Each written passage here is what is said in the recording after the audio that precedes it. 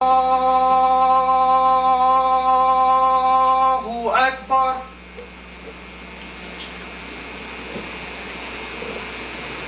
La ilaha illallah.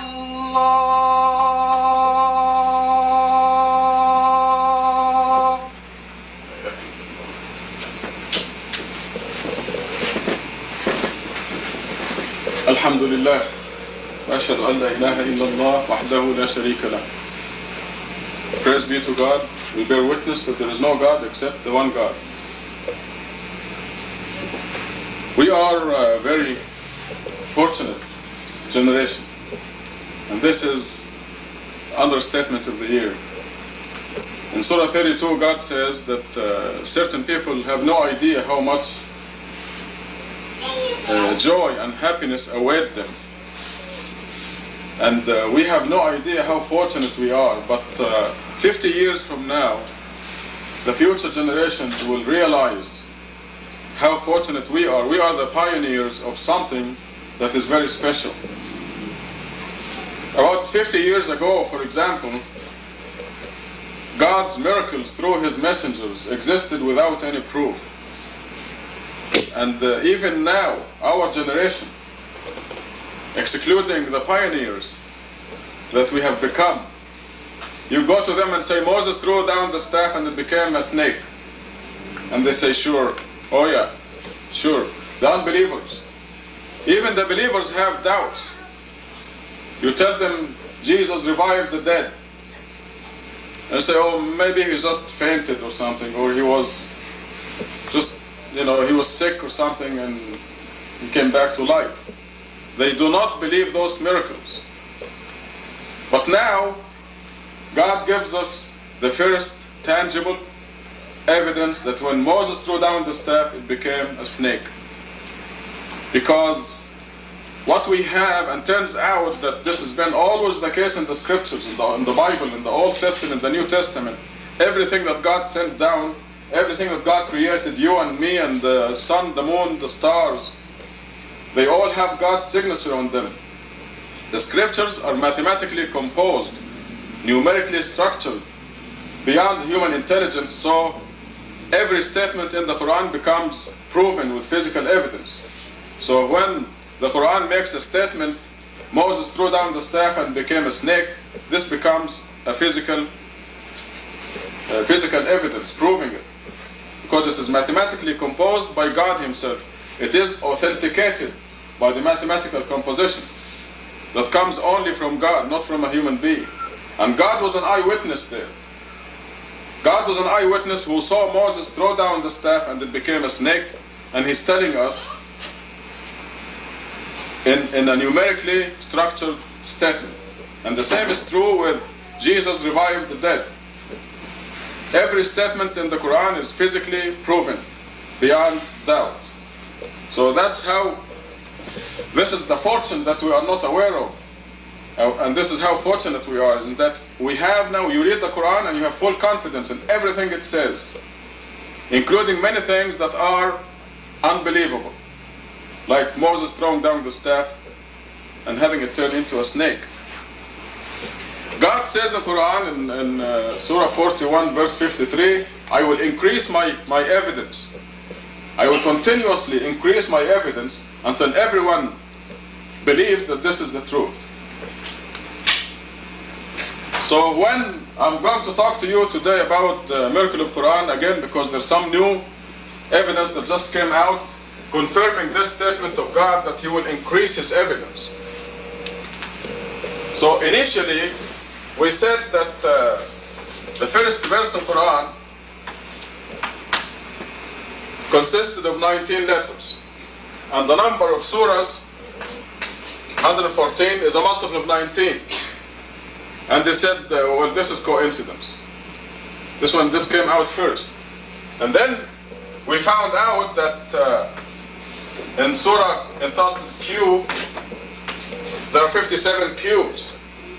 The only other surah initialed with Q also had 57 Qs.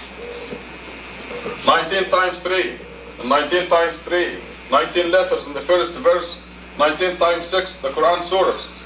And people said coincidence.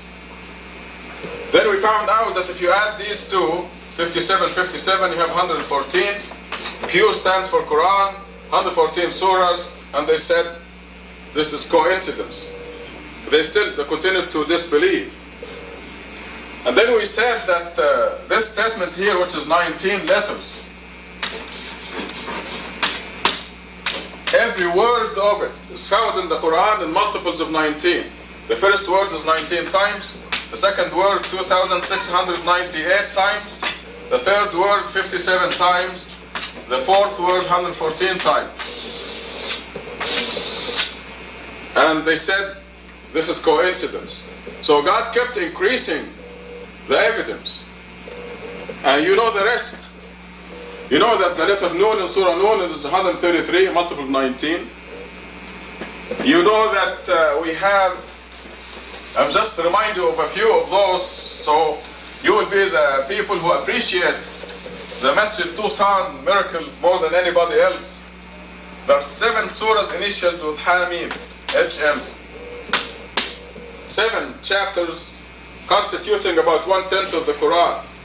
And you count these letters in the 7 chapters, and you have 2,147 of these letters in the 7 chapters. This is 19 times 113. If only one ha, one h, or one m was lost or added or substituted in the last 1400 years, this will increase by 1 or decrease by 1, and the whole thing disappears. The whole thing collapses. So you can see the mathematical composition that is beyond human intelligence and has to be from God. The thing that gives you confidence that when Moses threw down the staff it became a snake, it's like you're an eyewitness. You're just as good as an eyewitness, if not better.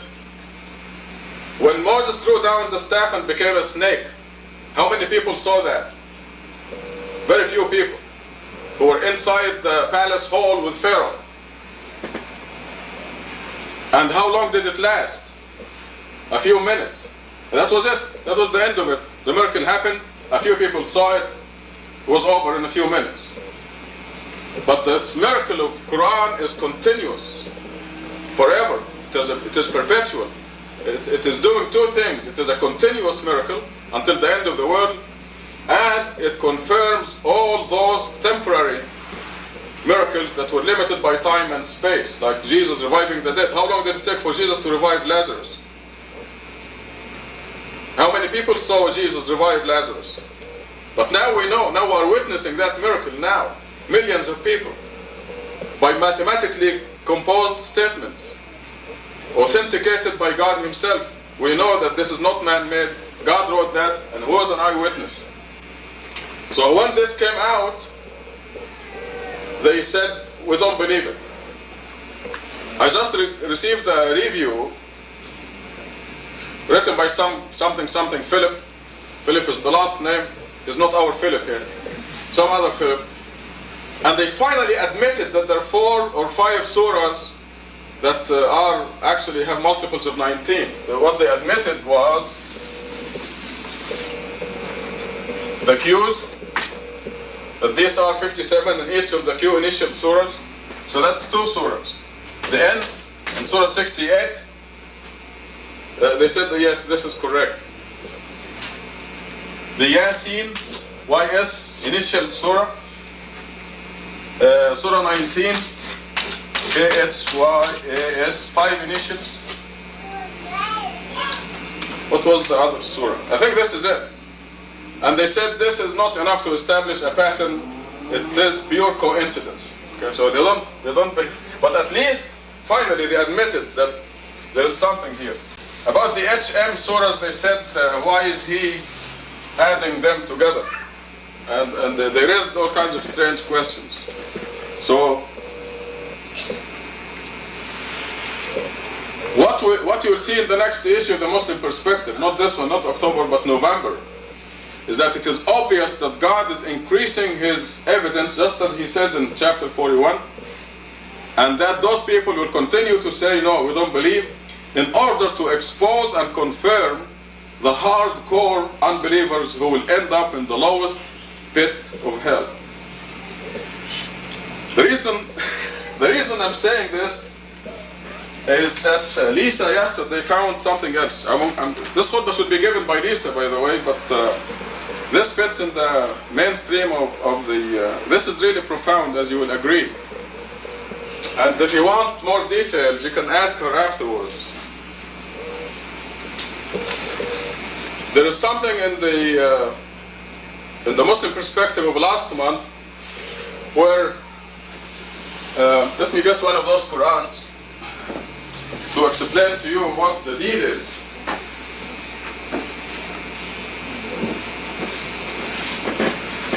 The preliminary information that you have is that 114 surahs in the Quran, 29 of them are initialed with the Quranic initials, A-L-M, Q, N, S, K, H, Y, and so on. This initial, 29 of them. The first initial, as you know, is in surah number 2, verse number 1. That says A-L-M. The first one is in surah number 2, verse 1. And the last one is the initial N in surah 68. Here it is. So this part here of the book is what is between the first initial and the last initial. And what Lisa found in the last issue of the Muslim Perspective, as published in that issue, was that between these two, the number of verses is a multiple of 19.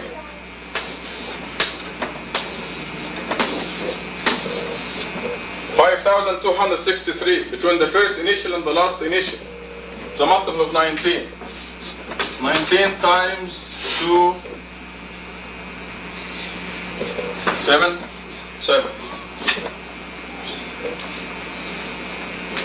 Excluding the two false verses at the end of surah number 9. Also, between these, the first initial and the last initial, there are 19 groups of initialed and uninitialed surahs.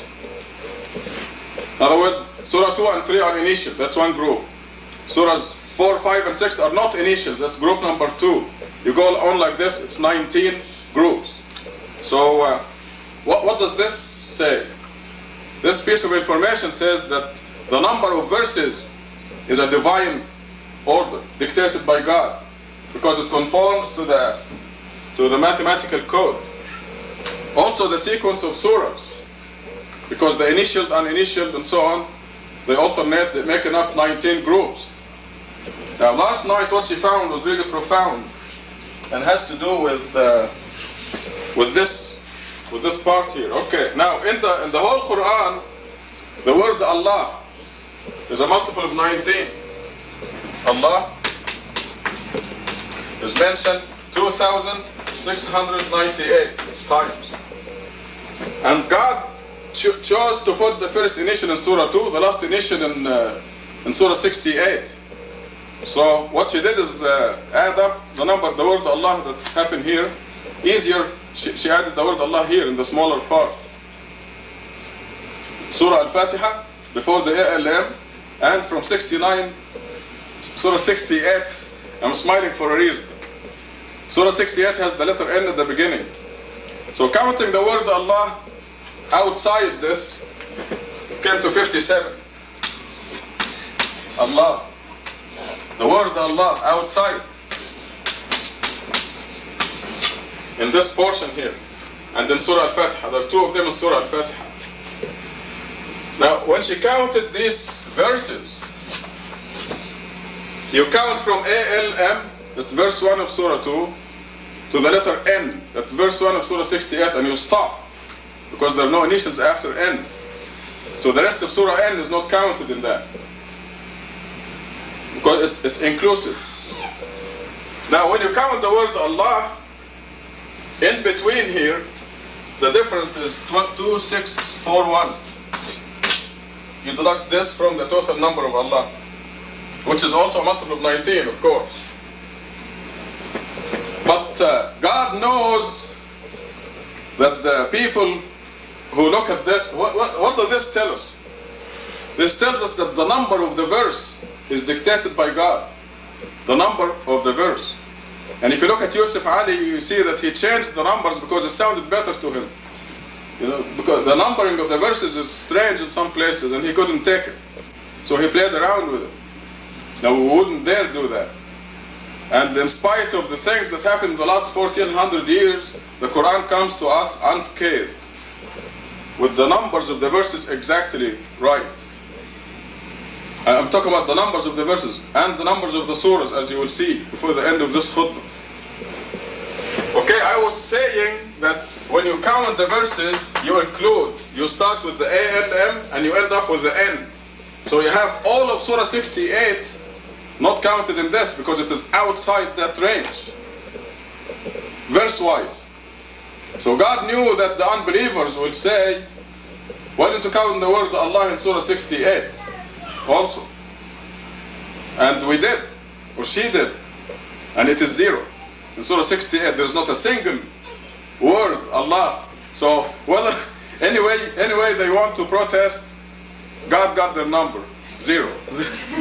The number is 0.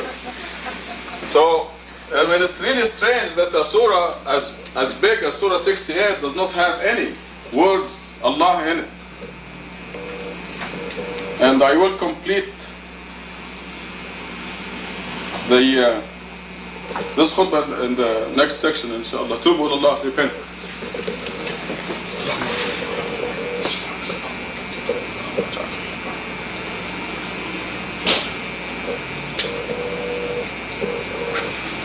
Alhamdulillah wa ashhadu an la ilaha illallah wahdahu la sharika lah. This is only a small part of the great miracle that was discovered yesterday. And I have been calling around the world this morning to spread the news out of here. Because some people started the rumor that only the initial chapters are guarded. But this shows that all the Quran is guarded. Because the word Allah is all over the place, as you know, thousands of them. And this portion here is outside the initial area, if you want to call it that. And within the initial area we have the 19 groups. Everything is so perfectly tight that there is no hole for the disbelievers to escape. And it is amazing that they continue to say, no, they continue to fail to see the miracle. Because God himself said in chapter 7, I will divert away from my miracles those who are too arrogant. And no matter what kind of miracle you show them, they will not see it. God said that. So this is the explanation. Now listen to this. These 57 words Allah that are outside the initial, that are here, they happen in surahs and verses, certain surahs and certain verses. And when you add the numbers of the surahs and the verses where these happen, the total is 2432, 2432. And this is 19 times 1, 2, 8. Right. Now this is a big number. You add the numbers of the surahs and the verses where the word Allah occurs. And you're going to read this in the next stage of the perspective. Now what does this tell us? This tells us the sequence of the surahs is dictated by God. The number of the surahs, the number of the verses where the word Allah takes place, where the word Allah occurs. And it is so magnificent because there are verses where more than one Allah, you find 1 or 2 or 3 Allahs in one verse. But you cannot count the verse twice. So this system is so perfect. You have no doubt that you are reading the words of God right here. And when God says, I put guards on you, you know that there are guards on you. So you will not receive a scratch without God's control, without deserving it. or without a good reason for it. Because sometimes God will mess up your life in order to have something good happen to you. Joseph had to go to prison in order to rule Egypt afterwards. He had to. So going to prison was equivalent to going to school and graduating with a degree. He graduated from the prison to rule Egypt. So even though the prison looked terrible, like a disaster, it was to promote Joseph to a good position. So when God says, I put guards on you, when God speaks throughout Quran about invisible soldiers, you know that He runs this world with invisible soldiers. When God says that everything is written down before the earth was created, everything is already recorded. What you're going to do next year is already recorded. How many kids you're going to have is already recorded. Who they are going to marry is already written down. What day and time and hour and place you're going to die is written down. Everything is written down, recorded. God says that. And God says, I'm telling you this so you don't feel sorry for the things you miss and you don't get excited over the things you attain. You have, the believer has an even keel. He or she doesn't get excited or depressed. Because everything is already recorded. There's nothing anybody can do.